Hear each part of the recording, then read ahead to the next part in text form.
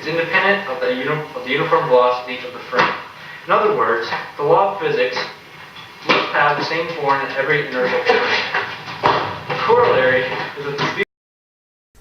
Hey peoples, we are back for, what is this now, week 17, something like that? Awesome. It's a light week, repeat of week 1, as you can see in the title.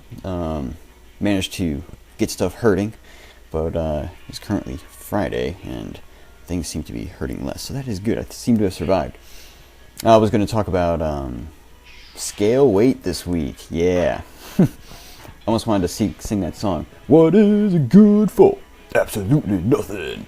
Okay, not nothing, but I think people need to lose the emotional attachment they have to the number that they see on the scale, and B, need to recognize the inherent weaknesses of the scale. The thing that really got me thinking about that emotional attachment is I work with someone who has a second job at Weight Watchers, and she went through the program and had success on it, and now works for the company. And so at their like weekly meetings, she'll be getting people weighed in and be like, oh hey, how you doing today, this and that, and people will be like, well, we're about to find out.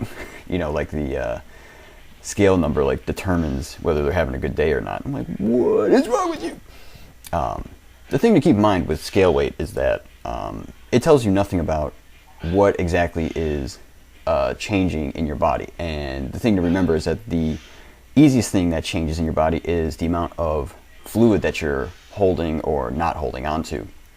So it is my understanding that that specific thing, just fluid, can actually swing in like a 4.5 pound range, and I'm not even sure if that is greater for people who are bigger than say smaller people.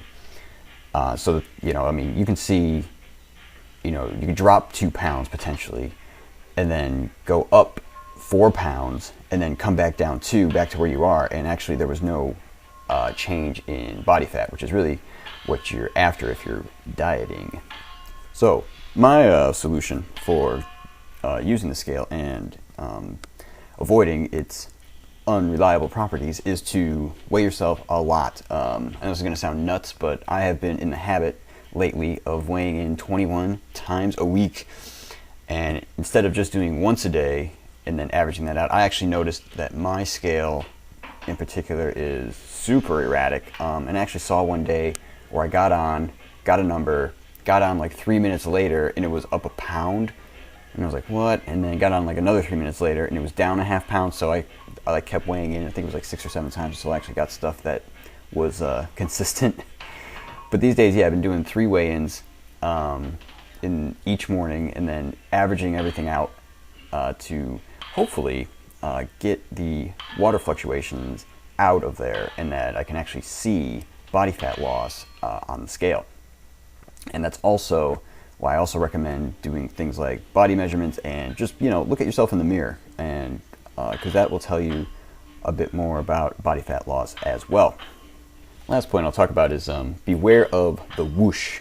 And that is, if you've been dieting and hitting a calorie deficit for a while, you won't necessarily see the fat loss on the scale coming down in a linear fashion. Like if you're eating 30 grams less of fat a day as your diet, for example, you won't necessarily see 30 grams off of your weight each day. Oftentimes, nothing will appear to happen for maybe a week, maybe 2 weeks, and then all of a sudden, like you drop like a pound or 2 in what appears to be out of nowhere. So beware the whoosh. That happens to me a lot. And so if you are hitting your numbers and you know what your maintenance calories are, you're burning fat. Whether the scale says so or not, that's another story. Take care.